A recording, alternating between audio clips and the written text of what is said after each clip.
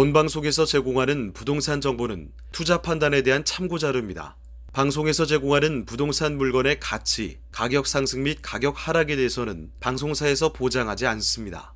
본방송은 간접 광고가 포함되어 있으며 방송에서 나오는 부동산 정보는 출연자와 경제적 이해관계가 있을 수 있습니다.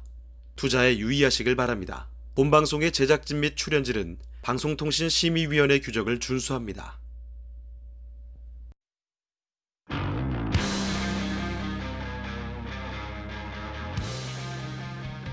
부동산의 모든 고민이 통하는 길, 부동산 시그널. 안녕하세요. 진행의 김주영입니다. 그간 청약 시장의 열기는 굉장히 뜨거웠습니다. 그만큼 아파트 청약에 대해서 관심 갖고 계신 분들 많으실 것 같은데요. 이 로또 청약이라는 말이 생길 정도로 어렵게 당첨이 됐지만 부적격 판정을 받는 당첨자의 수도 적지는 않습니다. 최근 5년간 부적격 판정을 받은 당첨자의 수를 확인해 보면은 연평균 16,000명을 넘어섰는데요. 청약 가점 오류 등의 이유로 약 82% 정도의 비중을 차지하는 모습을 좀 보였습니다. 전문가들은 입주자 모집 공고일 기준, 또 예치금 기준 지역을 잘 확인해야 한다라고 이야기가 나오고 있는데요. 관련해서 청약 시에 불이익 받을 수 있기 때문에 이런 요건들 꼼꼼하게 확인해 봐야 될 것 같습니다. 오늘도 부동산 시그널, 여러분들의 투자에 도움되는 다양한 정보들 준비했습니다. 혹시 방송 시청하시다가 부동산 고민, 또 궁금하신 점 있으시면 편하게 연락 주시면 되는데요. 02-2128-8562, 02-2128-8562번으로 문자 상담, 전화 상담 모두 가능합니다. 언제든지 연락 주시면 될 것 같습니다. 또 카카오톡을 통해서도 소통 가능합니다. 토마토 집통 검색하신 후에 채널 추가하시면은요, 다양한 소식과 정보들 보내드리고요. 또 부동산 전문가가 생생하게 부동산 고민들 해결해 드리겠습니다. 유튜브 통해서도 참여 가능한데요. 실시간 채팅 참여 가능하시고요. 오늘도 여러분들과 함께 부동산 시그널 함께 해보겠습니다. 우선 화면을 통해서 참여 방법 확인해 볼게요. 당신의 부동산 물음표 시그널을 보내주세요. 부동산 해결사가 당신의 고민을 해결해 드립니다. 첫 번째, 전화 또는 문자를 통해 당신의 궁금증을 속 시원하게 해결해 드립니다. 02-2128-8562번 시청자 여러분의 부동산 고민을 접수. 토마토 집통 부동산 전문가가 당신의 고민을 해결해 드립니다. 두 번째, 유튜브에 토마토 집통을 검색. 유튜브 라이브를 통해 실시간으로 방송에 참여할 수 있습니다. 채팅창에 여러분의 부동산 궁금증을 올려주시면 바로바로 해결해 드립니다. 부동산 물음표가 느낌표로 바뀌는 시간. 부동산 시그널. 당신의 부동산의 해결사가 되어드립니다. 부동산 시그널, 오늘 첫 번째 코너 부동산 이슈 시그널. 오늘은요, 낙찰 후 미납관리비 처리법에 대해서 이야기 나눠보려고 합니다. 오늘 도움 말씀 주실 분은요, 미라클 팩토리의 전일수 대표와 함께합니다. 대표님, 안녕하세요. 네, 안녕하세요. 네, 낙찰을 받은 건 너무 좋을 것 같은데 이 미납관리비 어떻게 처리해야 될지 굉장히 어렵다라고 생각하시는 분들 계실 것 같거든요. 오늘 이 부분에 대해서 이야기해 주신다고요? 네네.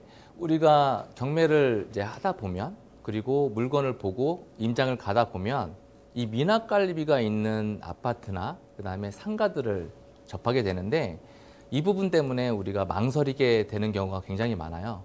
우리가 미납관리비를 이거를 다 내야 되는지, 어디까지 낙찰을 받고 나서 내가 하면 되는지, 이 부분을 오늘 살펴보려고 합니다.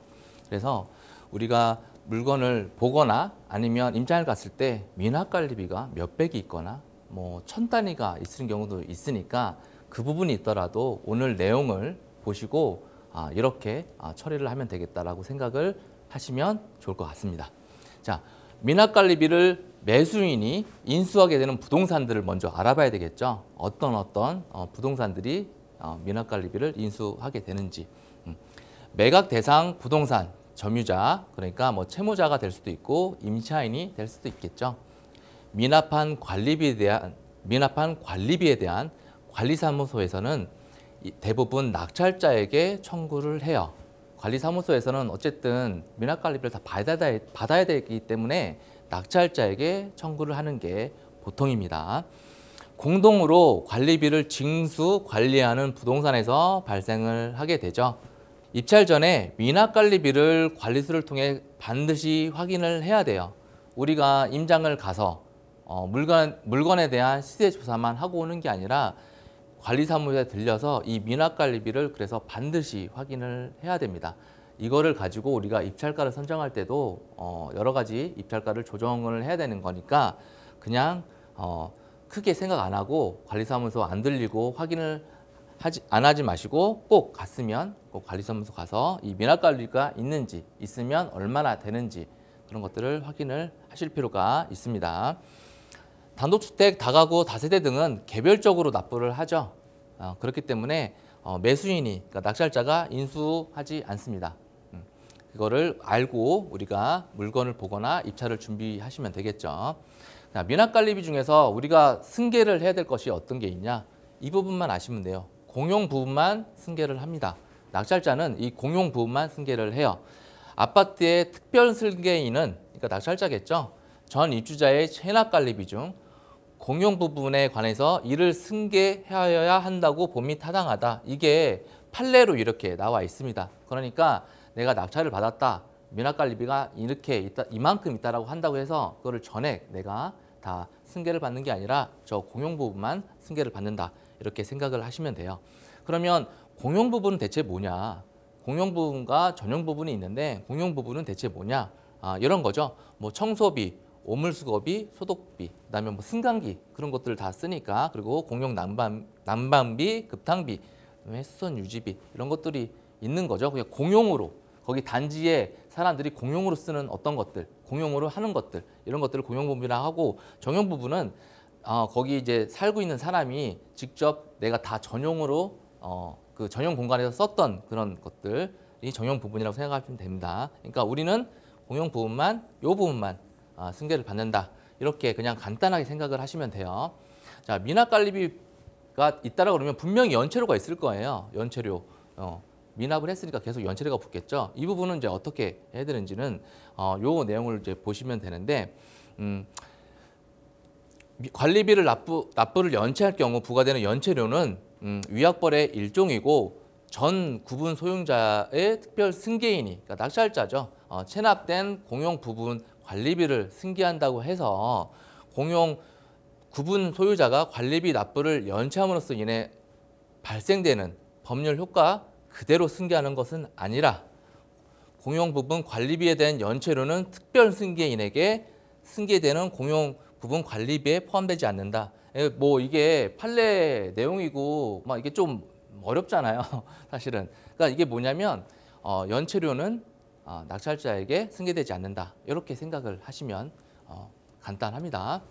자, 체납된 관리비를 징수하기 위해서 단전 단수를 하는 경우가 있어요. 관리사무소에서 뭐 상가가 됐든 어떤 주택이 됐든 아파트가 됐든 이렇게 이런 경우가 있는데 이게 사실 실무상에서는 법원 판례가 있음에도 관리사무소에서 낙찰자에게 미납 관리비 전액을 납부할 것을 요구하는 경우가 굉장히 많아요. 아까 우리 뭐라 그랬죠? 공용 부분만 낙찰자가 승계를 한다라고 그랬는데 보통 실무에서는 관리소에서는 모든 비용을 낙찰자한테 요구를 하는 경우가 굉장히 많습니다.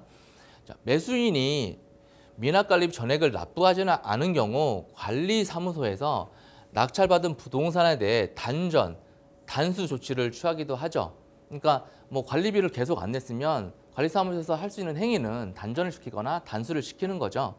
그런데 집합건물 관리단이 전 구분 소유자가 체납한 그러니까 전 소유자죠. 체납한 관리비 징수를 위해서 단수 조치를 하게 되면 사용 방해 행위가 불법 행위로 구성이 됩니다. 이 부분은 이렇게 또 판결이 나와 있는 거예요. 그러니까 전 소유자가 미납 관리비가 많이 쌓여 있어서 그거를 받기 위해서 관리사무소에서 단수를 한다. 그거는 불법 행위다. 이렇게 판례로 나와 있습니다. 그래서 관리사무소에서 단수를 해서 내가 어떤 사용을 못하거나 뭐 임대를 못 줘서 수익을 못하는 경우가 있겠죠. 그런 경우는 건물을 수익하지 못하였다면 그 구분 사용자로서 관리단에 대해 그동안 발생한 관리비 채무를 부담하지 않는다고 보아야 한다. 뭐 이런 것도 이제 판례상으로 나와 있습니다. 자, 미납관리비의 소멸시효가 있는데 이거를 미납관리비를 예를 들어서 몇 개월 미납하는 경우도 있지만 상가 같은 경우는 뭐 3년, 5년 뭐 더 많이 미납을 한 경우도 많이 보거든요. 그러니까 이거를 내가 언제 어느 기간까지 이제 미납관리비를 내가 내야 되는지 이런 것들도 이제 미리 알 수는 있겠죠. 근데 관리사무소에서 그냥 내라는 대로 다 낼 수는 없는 거니까 이걸 알아야 내 돈을 아낄 수 있습니다. 자, 민법 제 163조 1호에서는 3년의 단기 소멸 시효를 걸리는 것으로 규정을 하고 있어요. 그러니까 3년이 넘어간 것들은 그거는 미납관리비가 청구가 안 된다 이렇게 생각을 하시면 됩니다. 여기에 요 내용이 나와 있죠. 3년이 경과된 미납관리비는 매수인이 인수하지 않는다. 그러니까 3년에 경과된 것들은 인수하지 않는다. 이것만 알고 계시면 되는데 뭐 5년, 6년 됐다고 그거를 다 관리사무소에서 내라고 하면 이 부분을 얘기를 해서 금액을 절충을 하면 되겠죠. 미납관리비에 대한 사실에 대한 이런 실무들을 이제 살펴보면 여러 책이나 여러 영상에서는 이렇게 미납관리비는 뭐 공용부만 뭐 처리하면 된다 이렇게 많이 하지만 실제로 내가 입찰을 해서 낙찰을 받고 이런 경우가 생긴다 그러면 실무는 조금 다른 경우가 있어요. 그래서 실무는 이제 어떤 경우들이 있는지 한번 살펴보도록 하겠습니다. 법원 판례가 있으나 아까 우리 얘기했죠. 그런 판례들이 있어요. 분명히 있는데 실무에서는 낙찰자에게 전액 납부할 것을 요구하는 경우가 굉장히 많아요. 판례가 있음에도 불구하고 그런 판례를 가지고 얘기를 함에도 불구하고 얘기가 잘 안 되는 경우도 있습니다. 그래서 주거용 부동산에서 미납관리비 전액을 납부하지 않는 경우 이 점유자, 그러니까 뭐 채무자가 될 수도 있고 그 다음에 임차인 될 수도 있겠죠. 이사할 수 없도록 이사업체 출입을 통제를 해요. 관리사무소에서. 그렇기 때문에 내가 임대를 주거나 뭐 이랬을 때 이사를 들어올 수가 없는 거예요. 그래서 실무에서는 일단은 미납관리비를 이제 최대한 협의를 해서 마무리를 짓고 그 다음에 이거는 어떤 부당이익 반환 소송을 통해서 관리사무소에게 이제 그런 소송을 통해서 받을 수도 있는데 사실 실무에서는 그 소송비나 그 기간이 더 부담이 되기 때문에 최대한 그 관리소 소장님하고 협의를 해서 좀 정리를 하는 게 제일 좋다라고 생각을 합니다. 이렇게 이사 올 수 없도록 막아버리면 내가 임대를 줬어도 그 임대 들어오시는 분이 이사를 못 하니까요. 상업용 부동산은 단수를 취하는데 이에 대해서 손해배상 청구를 할 수가 있죠. 아까도 우리 살펴봤잖아요. 있는데 소송하는 기간 동안 우리 뭐예요? 사용도 못하고 수익도 못해요. 그렇게 되면 낙찰자 입장에서는 다 손해죠. 매달 관리비 나가죠. 그다음에 이자 나가죠. 그다음에 뭐 어떤 임대도 못 주니까 수익도 안 나죠. 그래서 그 손해가 더 크게 발생할 수가 있어서 이제 이런 부분 때문에 최대한 우리가 뭐 법만 얘기하지 말고 다 사람이 하는 거니까 찾아가서 최대한 협의를 해서 이제 마무리를 짓는다 이렇게 생각을 하시면 좋을 것 같아요. 자, 매수인이 자진해서 미납관리비를 납부한 경우 소송을 통해 반환받지 못할 수 있으니까 뭐 이거를 자진해서 뭐 이렇게 알아서 내는 것보다는 일단은 만나서 얘기를 해보는 거를 말씀을 드릴게요. 미납관리비 금액을 가만 소송으로 공동관리비만 납부할지 전액을 납부할지 판단을 이제 하시면 될 것 같아요. 이제 이 부분도 다 사람이 하는 거니까 물론 법률상 판례상 이렇다라고 우리가 근거를 제시하지만 그것들이 또 얘기가 잘 안 될 수도 있잖아요. 그렇다고 무조건 다 뭐 법으로 가서 소송 가서 해결한다. 이거는 또 아니거든요. 어떤 부분이 나한테 더 유리한지 시간적으로나 돈적으로나 그런 것들을 그 케이스마다 잘 판단을 하셔야 될 것으로 보이고요. 이렇게 다 그냥 소송을 해서 판례가 있으니까 언젠가는 그런 것들이 이길 수는 있겠지만 그게 진짜 나한테 유리한지는 잘 생각을 해보셔야 된다는 얘기죠. 자, 실무상 미납관리비가 많을 경우, 진짜 많을 경우도 있어요. 뭐 몇천 원 있는 경우도 있거든요. 강제 집행을 통한 명도 방법으로 공용 부분만 납부하기도 합니다. 그러니까 명도의 사례들이 굉장히 다양하고, 그다음에 이런 미납관리비를 내는 방법은 실무에서는 이렇고, 그다음에 뭐 실제 어떤 법률상, 그다음에 판례상은 이러니까 또 그렇게만 가지 말고 계속 좀 얘기를 하면서 좋게 서로가 도움이 되는 방향으로 풀어가는 게 가장 좋다라고 생각을 합니다. 그래서 우리가 미납관리비를 가지고 걱정이 돼서 우리가 입찰을 좀 주저하거나 낙찰을 받기가 좀 어렵다고 생각을 하지 마시고, 이런 방법들이 있으니까 명도와 마찬가지로 우리가 만나서 충분히 해결을 할 수 있으니까 그런 거에 대해서는 걱정하지 마시고, 내가 경매에 관심 있다 그러면 경매 투자를 좀 더 적극적으로 해서 좋은 수익을 만드셨으면 좋겠습니다. 네, 오늘 부동산 이슈 시그널은 낙찰 후에 미납관리비 처리법에 대해서 이야기 나눠봤는데요. 낙찰 후에 미납관리비가 있다면 굉장히 고민되고 또 걱정되는 지점일 것 같은데요. 오늘 전일수 대표님이 아주 쉽게 설명해 주셨습니다. 공용 부분만 승계가 되고 또 3년 이상 경과된 부분은 매수인이 승계되지 않는다라고 정리를 해주셨고요. 하지만 실무에는 차이가 있다 보니까 아직은 어렵다 하시는 분들은요. 지금 보이시는 번호로 연락 주시면 됩니다. 02-2128-8561번이고요. 상담 주시면은 전문가가 도와드릴 겁니다. 그럼 이어지는 시간 부동산 투자 시그널에서는 어떤 경매 물건 확인을 해볼 수 있을지 한번 살펴보겠습니다. 분당구 정자동에 위치한 아파트인데요.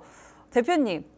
네. 지난 시간에도 저희 분당구를 한번 살펴봤던 것 같은데 네. 이번에도 이렇게 가져와 주신 건 그만큼 좀 핫하고 많은 네. 분들이 관심을 갖고 있다라는 거겠죠? 네, 아무래도 뭐 서울 외 이제 일기 신도시 중에서는 네. 분당이 제일 좀 핫하기 때문에 지난 시간에 이어서 오늘도 분당 물건 한번 준비해봤습니다. 네, 그러면 한번 본격적으로 살펴볼까요? 네. 자, 오늘도 우리가 살펴본 물건은 성남시 분당구 정자동에 있는 물건이에요. 사건 번호를 먼저 살펴보죠. 2023 타경 2888번입니다. 그래서 10월 21일 날 수원지방법원 성남지원에서 입찰을 하니까 만약에 오늘 이 영상을 보시고 관심 있으신 분들은 이날 가서 입찰을 하시면 되겠습니다. 자, 정자동에 있는 아파트인데 정든마을 613동의 16층이에요. 층수는 굉장히 좋죠. 지난 시간에는 조금 소형 평수였는데 그래도 지난 시간에 있는 아파트보다는 조금 평수가 큽니다. 이 아파트는 전용 한 20평 정도 되는 거예요. 그래서 최초 감정가가 10억 5천이었죠. 그러니까 거의 10억 정도 되는 아파트가 지난 8월 달에 7억 3,500까지 유찰이 됐는데 이때 14명이 들어오셔서 10억 8천 정도의 어느 분이 낙찰을 받아 가셨어요. 근데 미납을 하셨죠. 미납한 뭐 사유는 정확하게 우리가 알 수는 없지만 뭐 대출이 문제일 수도 있고 뭐 이렇게 권리상 문제가 있다라고 하면 권리 부분이 이제 걸려서 미납을 하는 경우도 있는데 사실 우리는 그거는 알 수 없습니다. 일단 권리된 부분은 밑에서 살펴볼 거니까 진짜 권리상의 문제가 있었는지 그 부분도 우리가 생각을 해보면 되겠죠. 자, 그래서 보증금이 20%입니다. 보통 우리가 최저가의 10%만 보증금을 준비하는데 지금 이게 미납이 한번 됐기 때문에 20%, 10%가 더 올랐어요. 그래서 보증금을 1억 4,700으로 준비를 하셔야 됩니다. 이 부분 놓치지 마시고 그냥 10%로 생각해서 7,300 정도 준비를 하셨다가 내가 낙찰을 받았는데 보증금을 이제 덜 넣게 된 거잖아요. 그러면 무효 처리를 당하니까 꼭 참고하세요. 그래서 다시 8월 달에 진행이 됐다가 10월 달에 이제 다시 진행이 되는 그런 물건입니다. 7억 3,500만 원에 다시 진행이 돼요. 이분은 요때 미납을 하셨기 때문에 보증금 7,350만 원은 몰수당하겠죠. 한 7,300만 원 정도를 잃으신 거예요. 경매 투자를 하시려고 하다가 그래서 좀 안타까운데 여러분들은 보증금 10%더 올랐으니까 이 부분 체크하셔서 입찰을 준비하시면 됩니다. 우리가 지난 시간에도 살펴봤지만 성남에 있는 수요 입주를 이제 보게 되면 성남 같은 경우는 27년도에 입주가 많아요. 24년도부터 26년도까지는 입주가 그렇게 없으니까 이제 그 부분을 참고를 하시면 좋을 것 같아요. 분당구도 우리 살펴봤죠. 분당구도 22년도부터 입주가 없습니다.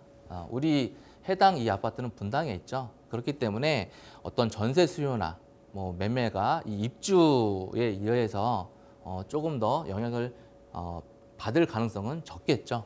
이런 부분도 우리가 꼭 아파트 투자를 할 때는 그 지역의 입주 이런 것들을 살펴봐야 됩니다. 자, 성남 같은 경우는 대부분 20평, 30평이 입주가 많았어요. 대형 평수는 거의 입주가 없었고 20평, 30평 그리고 30평, 40평 정도가 입주가 주를 이루고 있다. 이렇게 생각을 하시면 됩니다. 자, 권리사항을 좀 보죠. 등기부 현황을 보면 이 근저당이 말소기준 권리죠. 우리가 말소기준 권리를 그 전에 우리 영상에서 제가 다 말씀을 드렸어요. 이제 그 말소기준 권리가 뭐지? 처음 들으시는 분들은 그 영상을 한번 찾아보시면 좋을 것 같아요. 그래서 17년도 4월 10일 날 이분이 소유권 이전을 하고 이날 당일 날 근저당을 설정을 한 거죠. 이 집을 담보로. 예, 그렇기 때문에 요 밑에 있는 뭐 이런 모든 권리들은 다 소멸이 된다라고 보시면 돼요. 자, 매각물권 명세서를 봐야겠죠. 우리 경매할 때 매각물권 명세서가 굉장히 중요합니다. 자, 아까 우리 말소기준 권리의 그 근저당이 2017년 4월 10일 날 이렇게 되어 있는데 얘보다 먼저 전입한 사람이 있는지 그것만 우리가 보면 되겠죠. 만약에 2017년 4월 10일 이후에 어떤 전입이 돼 있으면 그건 후순위니까 우리 낙찰자, 입찰자 입장에서는 크게 신경 쓸 게 없습니다. 근데 여기에 점유자가 있긴 한데 지금 전입이 17년 4월 11일이에요. 근데 우리 말소기준 권리는 17년 4월 10일이죠. 그러니까 하루 뒤에 전입을 한 거예요. 그러니까 후순위고 권리상 아무 문제가 없다. 인도명령 대상자다. 근데 우리가 예상해 볼 수 있는 거는 가족일 경우가 크겠죠. 뭐 이렇게 생각을 해보시면 되는 건데 아까 우리 미납을 이 물건이 했다라고 제가 말씀을 드렸는데 이렇게 권리상으로 보면 권리 때문에 미납을 했다. 어떤 인수를 받아야 돼서 보증금을 더 받아야 돼서 미납을 했다. 그렇게 보기는 좀 어려울 것 같고 아무래도 뭐 대출이나 뭐 이런 부분 때문에 미납을 하지 않았을까 예상을 해봅니다. 이 아파트도 이제 90년대 시기니까 뭐 딱 봐도 이렇게 90년대 지어진 아파트들처럼 보이죠. 그래서 안에 내부에 이런 유치원들도 있고 이런 단지 내 여러 가지 좀 이런 시설들은 잘 돼 있는 걸로 보여요. 자, 이 물건 현재 실거래는 어떻게 움직이고 있는지 그걸 한번 살펴볼게요. 올해 7월달, 6월달에 쭉 거래가 됐는데 보통 중춘 기준으로는 한 10억 6천, 7천, 5천, 그러니까 10억 중반으로 지금 거래가 되고 있어요. 지금 이 아파트가 22년도에 11억 5천까지 이제 갔었는데 조금 조정을 받아서 아직까지는 그 정고점을 회복을 못하고 있지만 어쨌든 10억 중반 후반을 가고 있다. 중춘 기준. 그리고 전세는 5억 중반에서 6억까지도 전세가 거래가 되고 있는 거죠. 자, 현재 매물 얼마나 나와 있는지, 효과는 어떻게 되는지 한번 살펴볼게요. 이 평수가 26평형이죠. 그래서 이게 지금 11억에서부터 12억 5천까지 이 두 개가 지금 나와 있는데 가격 차이가 좀 있죠. 그래서 이 11억 같은 경우는 새 안고예요. 그러니까 여기 전세든 월세든 누가 입주를 해 있다는 거고 그 계약이 끝나야 내가 실거주를 할 수 있다는 거니까 그 부분을 한번 체크를 해보셔야 되죠. 그러니까 보통 이렇게 새 끼고 있는 것들은 일반적인 매물보다 조금 더 저렴하게 내놓습니다. 그래서 이게 지금 1층 기준 저층이잖아요. 저층이 11억이에요. 근데 우리 거는 16층이죠. 16층이니까 우리는 중층 기준으로 봐야 되는데 이것도 전치기인데 올 수리가 돼 있어요. 올 수리가 돼 있는데 12억 5천.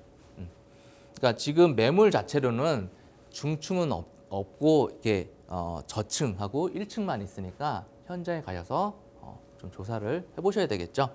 자, 전세 매물은 지금 없습니다. 이쪽에 지난 영상에 우리가 한솔 그 5단지도 살펴봤는데 전세 매물이 굉장히 귀한 것 같아요. 이렇게 단지마다 뭐 1000세대가 넘는 단지, 700세대가 넘는 단지도 다 전세가 이렇게 없다고 하니까 전세 매물이 굉장히 귀한 것 같고, 아무래도 여기에는 뭐 입지도 괜찮고 교육 요건이 좋다 보니까 그런 수요들이 분명히 많은 것 같아요. 요거보다 또 조금 작은 평수, 그러니까 우리보다 조금 작은 평수를 보면 전세가 4억 5천에서 3억 7천 이렇게 두 개가 있는데 경매물건보다 더 작은 평수가 이 정도로 나와 있으니까 이거보다는 조금 더 전세를 맞춰볼 수 있겠죠. 더 자세한 거는 현장에 가셔서 체크를 반드시 하셔야 됩니다. 자, 입지를 보시죠. 입지를 보면 여기 신분당선, 수신분당선, 정자역에서 이렇게 위치가 돼 있는데, 아까 우리 지난 시간에 우리가 살펴봤던 게 요 한솔주공 5단지죠. 여기서 거리가 멀지 않아요. 그러니까 한솔주공 5단지가 조금 더 가깝지만 이 단지도 사실 그렇게 멀진 않다. 걸어서, 그러니까 거리는 한 1.5km 정도 되니까 뭐 걸어서 못 간다, 그 정도는 아니겠지만 그래도 완전 역세권은 아니지만 그래도 위치는 좋다라고 생각을 합니다. 이쪽에 느티나무나 한솔마을이 이제 리모델링이 지금 진행 중이니까 앞으로 여기가 더 좋아지겠죠. 그렇게 생각을 하시면 좋을 것 같고, 인근에 이제 학군하고 이제 환경들을 보면 인근에 이런 초등학교, 중학교, 고등학교들이 있는데 굉장히 그 좋은 학교들이에요. 그래서 뭐 상위, 불정초등학교는 경기도 상위에 있고 S 등급들이 다 S나 A 등급들이고, 여기에 환경도 교육 환경이 제일 좋다고 나와 있네요. 그래서 입지는 뭐 더할 나위가 없다 이렇게 생각을 합니다. 그래서 아까 우리 그 한솔 주공 처음에 전 시간에 찾아봤던 것들이 요 5단지, 요 느티 마을 이런 것들이 이제 리모델링을 하고 있고, 우리는 여기에 있으니까 이런 것들도 같이 나중에 이런 단지들이 조금 더 변화가 되면 이쪽도 어떤 호재들이 같이 진행되지 않을까 그런 생각을 합니다. 우리가 경매를 할 때 일반적으로 시세만 파악하는 게 아니라 이렇게 권리 분석이나 대출도 굉장히 중요해요. 이런 것들을 우리가 잘못하게 되면 저렇게 미납을 하게 되고, 그 미납이 몰수가 되면 보증금 아까 7,300이었잖아요. 그런 비용을 다 잃어버리게 됩니다. 법원에서 다시 주지 않아요. 그러니까 경매를 할 때 전문가하고 꼭 상담을 하시고 경매 투자 하셨으면 좋겠습니다. 네, 오늘 부동산 투자 시그널은 분당구 정자동에 위치한 아파트 살펴봤는데요. 지난 시간에도 이야기가 나왔었지만 더블 역세권의 또 교육적인 측면에서도 굉장히 좋은 입지 여건을 갖추다 보니까 전세 매물이 굉장히 귀한 위치였습니다.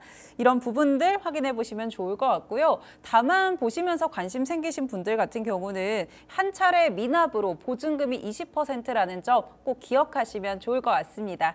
오늘 시청하시면서 나는 조금 더 전문가의 도움이 필요할 것 같다, 더 많은 정보가 필요할 것 같다라고 하시는 분들은요, 02-21-8562번으로 연락 주시면 될 것 같고요. 전문가가 생생하게 전문적으로 상담 도와드릴 겁니다.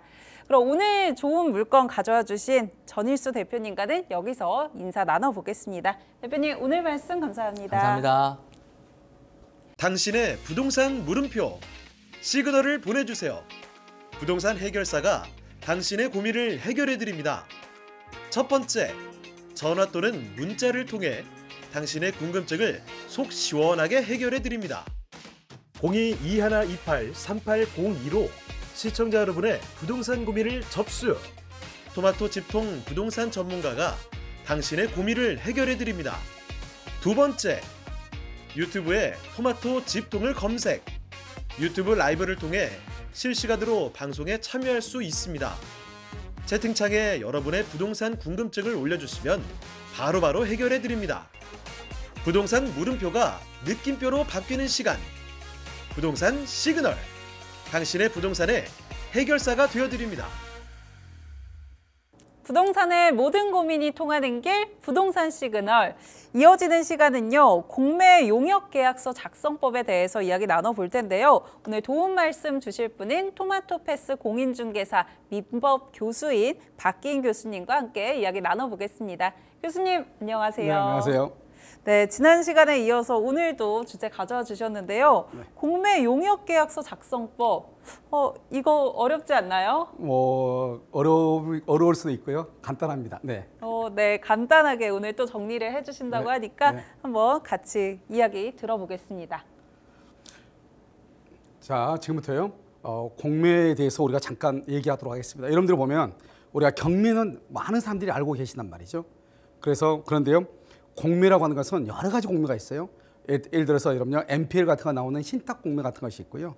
아마 여러분들이 뭐 시행사나 이런 것이 아니면 신탁 공매 같은 것은 사실 우리가 접근하기가 좀 어려울 수 있죠. 뭐 몇천억, 몇백억 이러니까요. 그렇지 않고 이런 보면 이제 캠코라기에서 한국자산관리공사에 보면요, 각 지방자치단체라든가 이런 데서 이제 공매를 의뢰한 경우가 있죠. 압류 들어와가지고요, 세금 체납이나 이런 것으로 해가지고 보통은 다 거기에 있는 것을 공매라고 많이 알고 계신 분들이 있죠. 그래서 어떤 분들은 거기에 나와 있는 차라든가 이런 것들을요, 자동차 있죠? 이런 것을 공매로 사는 분도 상당히 많단 말이죠. 그런데 제가 지금 얘기하는 것은 반값 공매, 소액 공매라고 해서 이제 개인 회생법인 있죠. 개인 파산 신청, 개인 파산이라든가 이런 분들이 내놓는 자산들이 있단 말이죠. 부동산이라든가 건물이라든가 자동차 같은 것들이 있단 말이죠. 이것은 아주 소액이에요. 그래서 많은 사람들이 이걸 잘 몰라요. 우리가 보면 한국자산관리공사 캠코에 들어가가지고 클릭하면은 뭐 5천에 조회수가요 6천에 그렇지만 이런 경우 제가 지금 얘기하는 이 반값 공매 여기에는 거의 뭐 조회수가 50회, 100회 이렇게밖에 안 된단 말이죠. 그 말은 먼저 첫 번째 경쟁률이 아주 낮다는 것이 있는데요. 두 번째 값이 아주 싸요. 그다음에 여기 물건들은 어떤 물건들이냐? 예를 들어서 1회차가 빨리 끝나. 우리가 경매 같은 경우는 좀 시간이 오래 걸리잖아요. 그런데 공매는 거의 한 달 이내에 끝납니다. 그래서 1회차가 만약에 5천이다. 그러면 2회차는 얼마죠? 4천이죠. 3회차는요 갑자기 2,500으로 뚝 떨어져. 그러면 4회차는요 1,800. 그다음에 5회차 같은 경우는 뭐 500 이렇게 된단 말이죠. 그러니까 이 100만 원, 200만 원, 300만 원짜리도 많아요. 그런데 그런 물건들이 소용이 없는 것이냐? 물론 그다지 그렇게 투자 가치가 없는 경우도 있죠. 하지만 여기에는 이제 부동산 학을 전공하신 교수님이 있어요. 박대웅 교수라고. 그다음에 부동산 공법에 대한 권리 분석을 하는 교수가 있단 말이죠. 그분이 이제 이동희 교수라고 있고요. 그다음에 저는 이제 사법적인 거, 예를 들어서 뭐 권리 분석이죠. 뭐 거기에 만약에 압류나 가압류가 있느냐 없느냐, 저당권이 있느냐 없느냐, 그다음에 이렇게 공매 계약, 용역 계약서 이런 것을 작성한단 말이죠. 그래서 이 세 사람이 팀을 이루어 가지고 이 반값, 그러니까 너무 많은 돈을 투자해 가지고 잘못하면은 부동산에 돈이 묶이게 되잖아요. 그럼 묶이게 되는 것을 방지하고요. 또 이런 것들을 우리가 이제 전원생활이라든가 이런 것을 누릴 수 있고, 그다음에 어떤 물건들을 보면은 실질적으로 돈은 1,000만 원도 안 되는데 나중에 이것이 어떤 것이다? 이것을 없으면 여기에 재개발이 안 돼요. 그랬을 때 여기에서 큰 돈을 벌 수 있는 그런 물건들이 많단 말이죠. 그런데 이것의 가장 큰 단점은 뭐냐면 가격은 싼 대신에 정보가 없어요. 그냥 정보가 없으니까 어때요? 투자 가치가 있는지, 공법적으로 이것이 어떤 문제인지, 사법적으로 어떤 문제인지 이걸 알 수가 없단 말이죠. 다른 경매 사이트는 이런 것들이 잘 분석이 돼 있잖아요. 그런데 여기에는 그런 분석들이 잘 되어 있지 않다. 그렇기 때문에 이제 이런 것들을 어떻게 하고 있다? 저희가 이제 이런 것을 하나하나를 봐가지고 뭐를 하냐면 그것을 분석을 한단 말이죠. 먼저 이제 부동산 이제 공매가 나오면 어떤 형태로 나오는가 그걸 먼저 한번 보잔 말이죠. 지금 여기 이제 실제로 가지고 보는 거예요. 경기도 안성시 보교면 이전리 산 62-1번지에 있는 것이에요. 알겠죠? 여기요. 이마의 면적이 이렇게 나와 있죠. 면적이 나와 있고요. 지목은 임야다 이렇게 나와 있어요. 여기서 보면 1회, 2회, 3회차를 한번 보세요. 물론 이거 5회차까지 있는데 그건 줄였단 말이죠. 그럼 여기 1회차는 보면 6천만 원에 시작을 해요. 그런데 이거 10월 4일이죠. 그러면 바로 그 다음 주 11월 11일, 10월 18일 일주일 상간으로 바로 그냥 공매는 진행이 돼요. 그러니까 짧은 시간 안에 진행이 돼요. 그럼 여기에 있는 공매는 파산 신청을 한 사람들의 회생법원에서 실시한 거기 때문에 파산 관제인이라고 하는 사람들이 있어요. 그 파산 관제인은 법무사라든가 주로 변호사라든가, 그리고 여기에는 내가 현장에 가지 않아요. 보통 우편으로 접수를 해요. 그래서 내가 지금 서류가 올바른지 아닌지 이걸 모르잖아요. 그래서 그런 것들을 다 어떻게 한다? 여기 용역계약서를 작성한 여기에서 모든 것을 다 해결해 주는 거예요. 아시겠죠? 그렇기 때문에 이런 것들이 약간 시간이 짧은 기간 안에 이루어지고 여기 6천, 5천, 4천 이런 식으로. 알겠죠? 그 다음에 여기서 만약에 4회차, 5회차가 가죠. 그럼 갑자기요 1,000만 원 뚝 떨어져. 알겠죠? 그래서 이런 것들이 그러면 어떻게 해서 이것을 우리가 이제 분석을 하고 할 것인가. 그리고 공매 여기 이제 좀 어려운 것이 입찰서 이렇게 제출 시한이라고 하는 것이 있단 말이죠. 그러면 이제 이때 이제 이것만 가지고 이제 설명을 하면은 경매하고 달라요. 이것만 가지고 설명을 하면은 하나하나가 약간 다른데 여기에서 얘기하는 것은 전체적인 거 어디에서 실시되는 우리나라 전국 어느 법원에서 실시되는 공매일지라도 공통적인 것을 제가 묶어놓은 것이에요. 이 범위를 벗어나지 못하니까. 그래서 여기서 보면은 예를 들어서 입찰을 원하는 사람들은 어떻게 해야 되냐. 지금 여기는 지금 뭐냐면 여기는요. 예를 들어서 뭐 박덕은 교수가 있다. 그럼 이런 박덕영 교수가 여기 이것을 뭘 한다? 이제 대행을 한단 말이죠. 왜냐하면 여러분들이 다른 경매와 달라서 이 공매라고 하는 것은 보통 우편 접수이기 때문에 내가 어떻게 서류를 작성하는지, 이 부동산을, 이 토지를 어떻게 분석을 해야 되는지 이런 것을 알 수가 없잖아요. 그렇기 때문에 이런 것들을 이제 대행을 해준단 말이에요. 여기에서요. 그래서 용역계약서라고 하는 것이죠. 알겠죠? 그래서 여기서 이제 그러면 만약에 예를 들어서 여기가 10월 18일까지다. 그러면 어떻게 하냐? 그러면 10월 18일까지면 10월 18일이 되기 전에 10월 15일까지 필요한 서류를 이쪽으로 보내달라는 거죠. 이렇게 서류를 보내주면은 그 서류를 작성을 해가지고 여기 이제 대표인 박대영 교수가 이걸 그래서 대신 접수를 해주고 필요한 수수료는 받고 실비는 받고 이렇게 서류 접수를 해가지고 여러분들이 쉽게 입찰을 받을 수 있도록 이렇게 하는 것이죠. 그 다음에 또 여기 이제 보면은 입찰 준비 서류라고 하는 것이 있어요. 대부분 다 공통이에요. 대부분. 거기 보면 입찰서가 있어요. 그러니까 별지 양식이 다 있으니까 다 다운을 받으셔야 돼요. 그런데 여러분들이 이걸 하나하나 대법원에 들어가가지고 이거 하나하나를 분석하려면 너무 힘들 거예요. 그렇기 때문에 여러분 보시면 입찰서 있고 인감증명서 있고 주민등록 등본이나 또는 등본을 요하는 데가 있고 초본을 또 요하는 데가 있어요. 그 다음에 여기서 보시면 대리인의 경우, 대리 입찰이죠. 대리인의 경우는 위임장이 있어야 돼요. 그 다음에 여기 입찰 보증금은 이게 좀 웃기죠. 우리가 경매의 경우는 반드시 10%를 뭐죠? 보증금으로 집어넣어야 되잖아요. 그런데 공매의 경우는 보증금 10%를 요구하는 데가 있고 요구하지 않는 데가 있어. 왜냐? 봐봐. 여기서 만약에 이제 내가 지금 누가 한다고 했죠? 이 공매는요. 지금 여기 공매는 파산 관제인이 한단 말이죠. 그냥 변호사나 법무사가 한단 말이죠. 그런데 만약에 이 물건이 있는데 예를 들어서 A하고 B하고 세 사람이 지금 여기에 입찰을 했어. 이게 6천이에요. 그러면은 600만 원씩 이렇게 해요. 600만 원씩 이렇게 보증금을 다 입금을 시켜야 될 거 아니에요. 그런데 이 중에서 A라는 사람이 최고가 입찰 낙찰 이용해서 낙찰을 받았어. 그럼 B하고 C는 다시 이거를 반환해 줘야 되잖아요. 그러니까 변호사라든가 법무사가 귀찮은 거예요. 그러니까 어떻게 하냐? 아예 보증금을 받지 않는, 입찰 보증금을 받지 않는 경우가 많아요. 그래가지고 어떻게 하냐? 입찰 보증금은 필요가 없다. 그러면 너가 만약에 최고가 매수인으로 낙찰자로서 선정이 되면은 그때 며칠 이내에 거기서 지정을 해. 며칠 이내에 10%의 입찰 보증금하고 그다음에 계약금 얼마를 집어넣어라. 그래서 이제 둘이 또 계약서를 써. 계약서 쓰고 잔금은 언제까지 집어넣어라. 이렇게 한단 말이죠. 그 잔금을 집어넣으면은 이제 회생법원의 허가가 있으면은 그다음에 이제 등기를 할 수 있게 돼. 그럼 등기는 어떻게 한다? 내가 하는 거죠. 내가 하는데 여기요 대행하는 데서 다 등기할 때 법무사까지 다 소개를 다 한단 말이죠. 그래 그건 문제가 안 되는데 제가 지금 얘기하는 것은 우리가 일반적인 경매의 경우에는 뭐가 있다는 것이다. 보증금이 있는 경우가 대부분이죠. 이점 분명히. 그런데 공매의 경우는 반은 보증금을 요구하고 반은 보증금을 요구하지 않아요. 그렇기 때문에 여러분들이 나도 한번 입찰해보고 싶다. 입찰했는데 마음에 안 들어. 내가 최고가 매수인으로 결정이 됐는데 그런데 내가 보증금을 달란 말이 없고 최고가 매수인으로 선정이 된 다음에 보증금을 집어넣어 가죠. 그럼 또 한 번 더 생각할 기회가 있다 이 말이죠.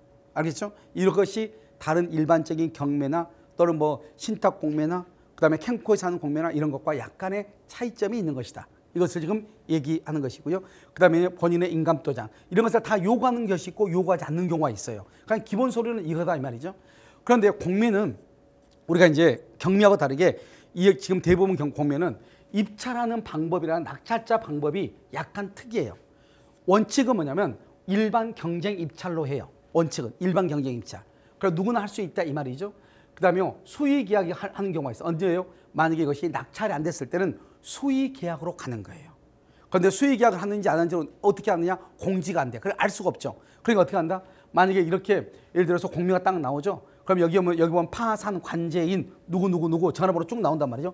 여기에다 계속 전화를 해야 돼요. 혹시 그 낙찰됐냐 안 됐냐. 알겠죠? 그래서 낙찰 안 됐다. 그러면 수의계약 하느냐? 한다. 그럼 언제 가면 됐느냐? 언제까지 와라. 그러면 이제 변호사 사무실로 거기까지 또 찾아가야 돼. 그 사무실에 가가지고 이제 수의계약을 할 수가 있는 것이에요. 그러니까 이런 절차가 약간 번거로워요. 알겠죠? 그 다음에 이제 보면은 여기 전자입찰이냐? 보통 전자입찰하지 않고요.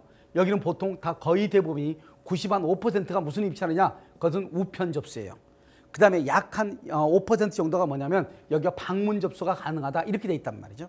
그러니까 이 소액 반값 공매의 특징은 그건 우편 접수인데 이 우편 접수할 때 서류가 올바로 갖춰져 있는지 안 됐는지 이걸 알 수가 없잖아요. 그러니까 여러분들이 최소한의 비용을 지급하고 전문가한테 의뢰할 수밖에 없는 것이다 이 말이죠. 알겠죠? 그런데 실질적으로 그러한 비용을 의뢰하더라도 얻는 액수가 너무 크단 말이죠.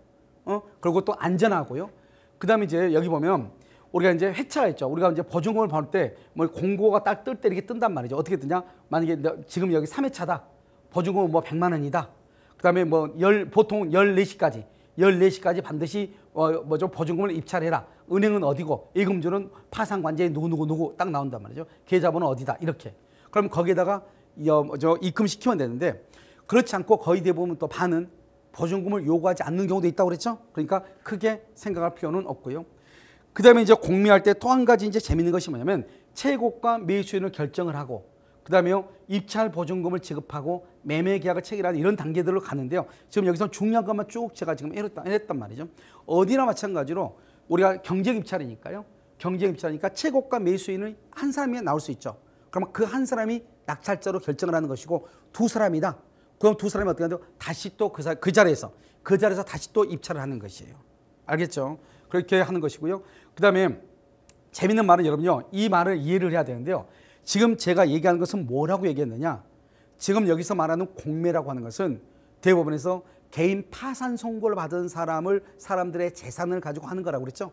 그래서 파산 관제인이 있고요. 파산 선고를 받은 사람의 재산을 관리하는 파산 관제인이라는 사람이 있고 이 사람이 이 낙찰 대금을 받아가지고 채무자가 있으면 채무자한테 채무액에 비례해서 이게 배당을 해준단 말이죠. 그런데 여기서 보면은 뭐냐면 최고가 매수인을 결정을 하죠.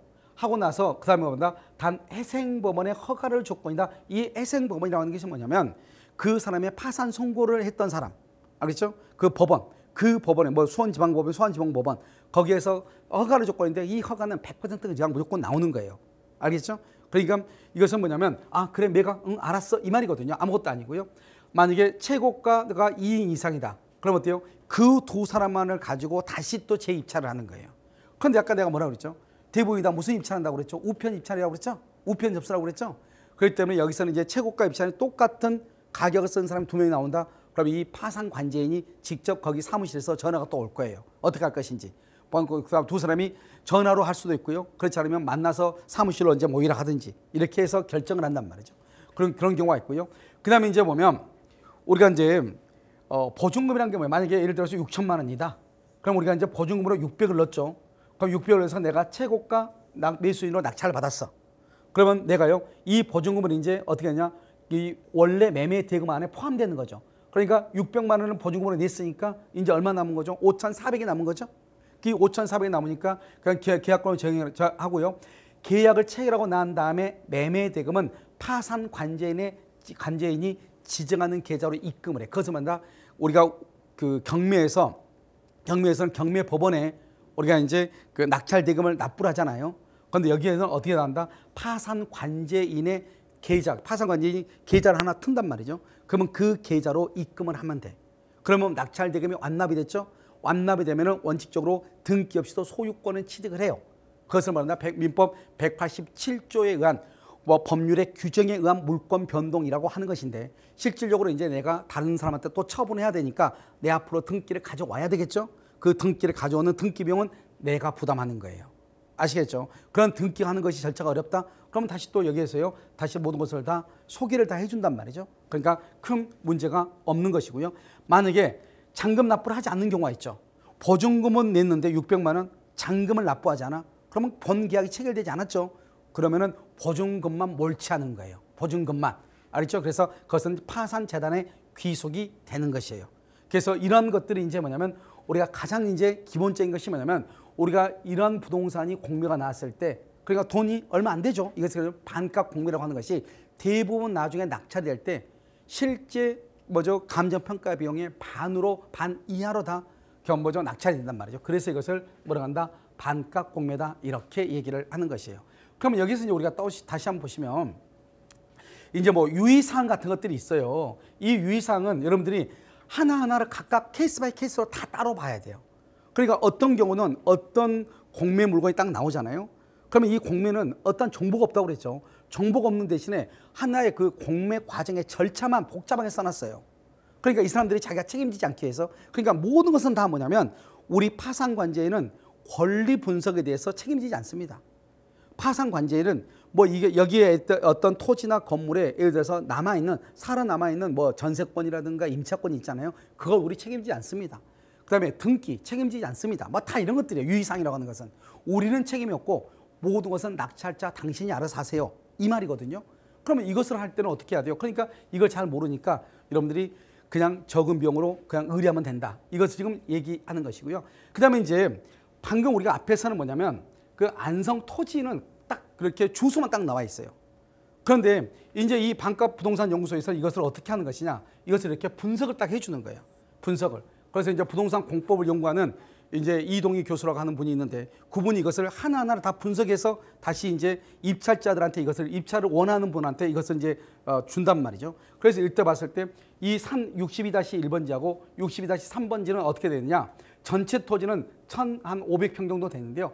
여기서 나오는 그 평수는 얼마냐? 250평 정도가 나왔다 이 말이고 이것은 보전관리 지역이고요. 그다음에 경부 고속도로에 접해 있다 이 말이죠. 그다음에 여기 62-3번지, 62-3번지 여기는 속해 있다. 그 경부고속도로에 속해 있다. 이것을 지금 얘기하고 접한다는 말이 뭐하고 속한다는 말이 무엇이냐? 이제 이런 것들이 이제 제가 잠깐 설명을 해놓은 것이고요. 이렇게 분석을 해주고 여기 이제 물건 분석 이게 가장 중요하죠. 이게 이제 핵심이죠. 공법적인 핵심. 특히 토지의 경우는 이것이 어떻게 될 것인가 하는 것이 아주 중요하단 말이죠. 투자 가치가 정말 있는지 그것은 우리의 일반 개인이 이것을 분석하기는 힘든데 여기 보면 제2 경부고속도로에 접해 있고요. 직선거리 8km 안에 8km에 뭐가 있냐? 하이닉스 반도체 산업단지가 있다 이 말이죠. 너무너무 중요하죠. 요즘 지금요, 여러분 용인 같은 데 보면 용인 안성 지금 그 반도체 단지가 반도체 그 산업단지 엄청나죠? 거기에 8km면 여러분요, 실제로 자동차로는 한 5분 거리, 5분에서 10분 거리 안에 들어가는 거잖아요. 그다음에 창고 용지나 공장 부지로 충분히 이용을 할 수 있다 이 말이죠. 그럼 여러분 지분인데 어떻게 그래? 간단하죠. 공유 지분이니까 분할을 청구하면 되는 거죠. 알겠죠? 그래서 여기요. 그러면 여기는 지금 평당 얼마 여기 주변 시세가 2에서 30만 원 정도가 밖에 안 되는데 이것을 만약에 분할해서 만약에 여기서 공장 부지나 창고 용지로 한다고 한다면 아마 여기에서요 거의 2배에서 3배 정도는 뛸 수 있는 그러한 지역이다. 이런 것을 지금 여기서 분석을 해놓고 있고요. 그다음에 또 여기서 중요한 것은 또 2번이죠. 여기 옆에 있는 데가 고3 저수지가 있고요. 수변 개발 사업을 하고 있고요. 친환경 복합 건강 휴양단지라고 하는 테마를 가지고 지금 여기요. 지금 여기 안성이 이때 있잖아요. 여기 지금 여기 고3 저수지 있는 데 있죠. 여기에서 복합 건강 휴양단지 이걸 지금 추진 중에 있단 말이죠. 그러니까 만약에요. 여기 이 토지를 여러분들이 만약에 예를 들어서 경락을 받았다. 입찰을 받았다. 그렇다 한다면 앞으로 이것은 재산 가치로서 투자 가치가 적은 투자를 가지고 큰 돈을 벌 수 있는 아주 좋은 자리다 이 말이고요. 그다음에 또 한 가지 여기 저수지 주변에요. 숙박지구, 그다음에 건강 휴양지구, 자연 체험지구 등 3개의 지구로 나누어서 이것을 친환경적이고 그다음에 지역 개발에 기여할 수 있는 사업을 추진하고 있다. 그러면 지역 개발에 뭐죠? 여기 보면 지역 개발에 기여한다고 하는 것은 우리가 다 뭐예요? 거기서 먹고 마시고 놀고 할 수 있는 이런 우리가 이런 어떤 그 놀이 또는 테마 이런 것을 얘기하는 것이잖아요. 이런 것을 여기에서 하고 있기 때문에 이것들이 만약에 여러분들이 이 대지를 만약 이 임야를 여러분들이 낙찰을 받았다. 그렇다 한다면 앞으로 이것을 여러분들이 어떻게 활용할 것인가 하는 것은 너무나 폭이 아주 넓어지는 것이죠. 알겠죠? 그래서 여러분들이 이 땅을 가지고 있으면 여러분들의 어떤 가치를 충분히 더 크게 받을 수 있다. 이렇게 보는 것이고요. 그다음에 이제 여러분들이 이제 보면은 이것은 내가 뭐냐면 제가 처음에 강의를 할 때 뭘 얘기했냐? 뭐든지 계약서 쓰는 것이 정말 중요한 거예요. 여러분들이 매매 계약서라든가 그다음에요, 예를 들어서 뭐 건설, 제가 지금까지 썼던 뭐 계약서라든가 이런 뭐 투자 약정서라는 것이 수백 장이 되지만 이런 계약서를 쓰는 방법, 우리가 여러분 생각을 한번 해보세요. 수억 원, 수십억에 되는 그 부동산의 물건을 사고 팔면서 딱 한 장으로 계약서를 쓴다. 그럼 문제가 있는 거잖아요. 그럼 여러분 어떻게 해야 되는 거예요? 이 한 장으로 쓰는 것이 아니고 우리가 계약서는 항상 기준이 뭐냐? 기준이 만약에 내가 갑이에요. 상대방이 을이에요. 그러면 내가 쓰면은 내가 만약에 매도인이다. 매도인. 그러면 이 계약서를 쓸 때는 매도인에게 유리하게 작성하는 거야. 나한테 계약서를 만들어 오래. 그럼 나한테 유리하게 쓰는 거죠. 내가 만약에 매수인이다. 매수인. 그럼 어떻게 해요? 계약서를 작성할 때 나한테 유리하게 계약서를 만드는 것이죠. 그런데 어떤 사람들은 계약서를 쓰면은 특약사항에다가 아무렇게나 다 집어넣어. 뭐든지. 나한테 유리한지 불리한지도 모르고 누가 어디 인터넷에 짓는 거 다 끄집어내서 다 집어넣어. 나중에 그것 때문에 그것이 족쇄가 돼가지고 내가 소송에서 피해를 보는 경우가 있단 말이죠. 이런 계약서는 그렇게 쓰는 것이 아니고 항상 계약서의 중심은 나는 거예요.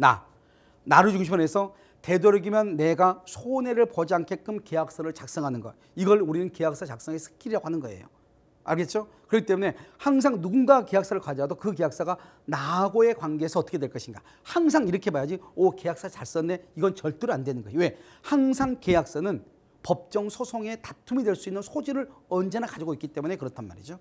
그렇기 때문에 여러분들이요, 지금부터 이제 뭐를 보는 것이냐, 여기 그 계약서를 작성하는 방법, 이것을 한번 보시면 여기요, 입찰 목원 해가지고 이제 먼저 다 했죠. 여기 공매 컨설팅이가 쭉 보면 계약 내용, 목적은 항상 뭐 목적은 쓰는 거죠. 목적을 쓸 때는 간단해요. 의뢰인 갑이, 그다음에 용역인 을에게 이 토지를 자기한테 입찰 받아달라고 의뢰한다. 이것을 이제 이걸 제1조 목적이라고 하는 것이에요. 이건 제가 다 만든 것이에요. 그다음에 여기 이제 의사표시의 방법, 이걸 해야 돼. 왜?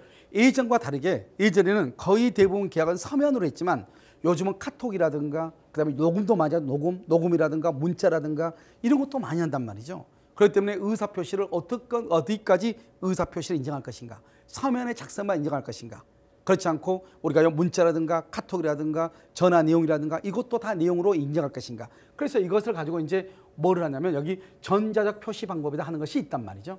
그래서 이 전자적 표시 방법은 상대방 휴대전화나 문자라든가 카카오톡이라든가 이메일이라든가 이런 것도 우리가 하나의 의사표시로 인정을 하자. 이것을 딱 박아놓는 거죠.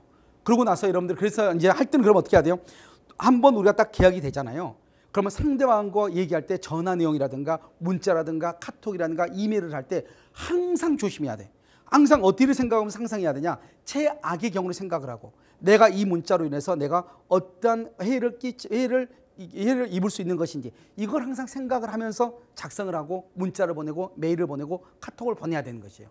그렇지 않고 자기 멋대로 그냥 화난다고 막 문자를 보내버리잖아요. 그럼 나중에 그것이 족쇄가 된다 이 말이죠. 그러니까 항상 조심해야 돼. 모든 계약에 있어서 중심은 뭐냐? 난데 나는 뭐냐? 최악의 경우에 피해를 입지 않아야 된다. 이게 모든 계약서를 쓰는 것의 기본이에요. 아시겠죠? 그 다음에 이제 용역은 뭐를 할 것인가? 이걸 이제 보는 거죠. 그럼 용역은요, 그때 달라. 근데 여기는 이제 공매에 관한 것이기 때문에 여기서 뭐냐면 의뢰 대상 물건에 대한 서류상의 조서라든가 용도 분석. 용도 분석은 뭐다? 공법의 이동희 교수가 하는 것이고, 그다음에 권리 분석, 이것은 제가 하는 것이고, 가격이라든가 경제적 가치 분석, 이것은 부동산학 개론을 하는 그 교수님이 한단 말이죠. 그래서 투자 가치, 투자라든가 그다음에 경제적 가치라든가 이런 것을 분석을 하죠. 그런데 이렇게 분석을 하다 보면 필요한 비용이 발생할 수도 있잖아요. 그럼 이런 비용은 원칙적으로 실비를 내야 되는 거죠. 그건 뭐 당연한 것이고요. 그다음에 이제 용역 기간이라고 하는 것이 있단 말이죠. 용역은 언제부터인가? 계약서를 작성할 때부터 그다음 언제까지요? 당연히 그것은요, 계약서를 작성하고 나서 그다음에 입찰이 끝날 때까지죠. 그다음에 이제 용역 수수료를 얼마나 줄 것인가? 이것은 뭐 다 합의로 정하는 것이니까 아무 문제가 안 되고요. 그다음에 이제 보고서를 어떻게 제출할 것인가? 보고서 제출. 그럼 보고서를 요구하면 요구한 대로 문자나 카톡으로 주면 되는 거잖아요. 그다음에 이제 갑이라는 사람은 그러면 어떻게 할 것인가? 여기서 이제 갑이 가장 중요한 것은 뭐냐면 우리가 물건을 다 분석해 줬는데 자기가 다른 사람하고 가서 계약을 해. 그러면 안 되잖아요. 그때 가장 중요한 게 그거예요. 갑은 그때 손해를 배상해야 된다. 그래서 갑의 의무는 그런 의무를 줬고요. 그다음에 이제 을의 의무는 어떻게 할 것인가? 을은 기본적인 정보를 이제 전달한다. 이런 것이죠. 그다음에 비밀을 유지해야 돼. 비밀을. 왜냐하면 어떤 사람들은 자기가 이런 거 하는 것을 원하지 않는 사람들이 많단 말이죠. 그냥 비밀 유지 의무 이것을 하고요. 그다음에 이제 여기서 분쟁을 어떻게 조정할 것인가? 분쟁이 일어나면 어떻게 한다? 어느 지방법원을 한다. 그다음에 특약사항을 어떻게 정할 것인가? 그다음에 이제 마지막으로 당사자의 권리를 어떻게 할 것인가? 이렇게 해서 작성을 하는 것이에요. 그러니까 이런 내용대로 여러분이 작성을 어떤 이것뿐만 아니고 그 어떤 내용도 다 마찬가지예요. 그래서 이런 식으로 여러분들이 공매에 대해서 또는 다른 일반 계약도 작성을 해가지고 여러분들이 피해를 입지 않도록 또 여러분들이 수익을 극대화할 수 있도록 했으면 좋겠습니다. 네, 공매 아무래도 경매보다는 생소하고 어렵다라는 생각이 들다 보니까 조금 접근하기 힘들 것 같다라고 생각하시는 분들이 많을 것 같은데요. 그럼에도 값이 저렴하고 경쟁률이 낮다라는 특징이 있죠. 이 공매 용역계약서 작성법 오늘 박기인 교수님과 이야기 나눠봤습니다.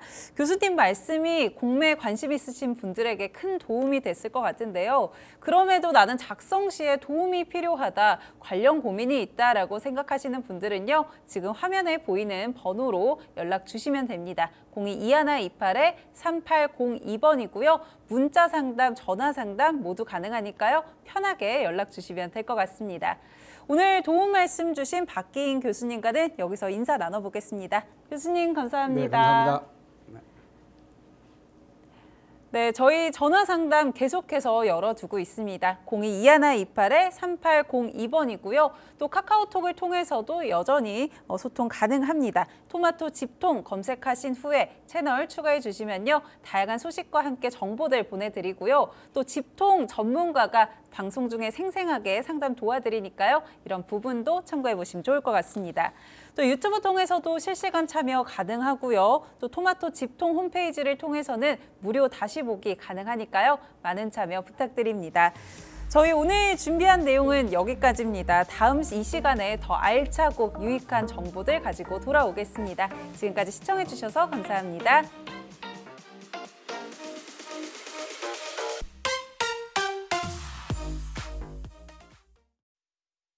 본방송에서 제공하는 부동산 정보는 투자 판단에 대한 참고 자료입니다. 방송에서 제공하는 부동산 물건의 가치, 가격 상승 및 가격 하락에 대해서는 방송사에서 보장하지 않습니다. 본방송은 간접 광고가 포함되어 있으며 방송에서 나오는 부동산 정보는 출연자와 경제적 이해관계가 있을 수 있습니다. 투자에 유의하시길 바랍니다. 본방송의 제작진 및 출연진은 방송통신심의위원회 규정을 준수합니다.